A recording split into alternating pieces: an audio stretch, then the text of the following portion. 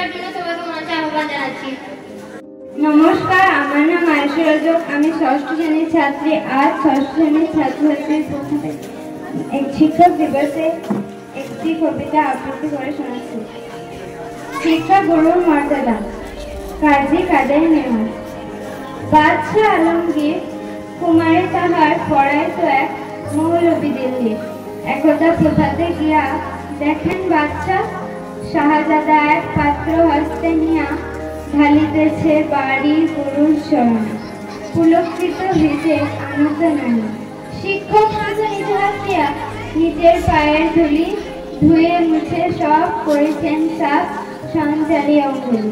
শিক্ষক মৌলবী ভাবিলেন আজ নিস্তার নাহি, যাই বুঝি তার সবই। দিল্লিপতি পুত্রের পরে লইয়াছে পানি চরণের পরে। স্পর্ধার কাজ হেন অপরাধ কে করেছে কোন কালে। ভাবিতে ভাবিতে চিন্তার রেখা দেখা দিল তার ভালে। হঠাৎ কিভাবে উঠি কহিলেন আমি ভয় করি না তো, যায় যাবে সেই ত্রুটি। শিক্ষক আমি শ্রেষ্ঠ সবার, দিল্লির প্রতি সে তো কোন ছাড়। ভয় করি না তো, ধারি না তো ধার, মনে আছে মোর বল। বাদশা সুধালে শাস্ত্রের কথা শোনাবো আমার বল।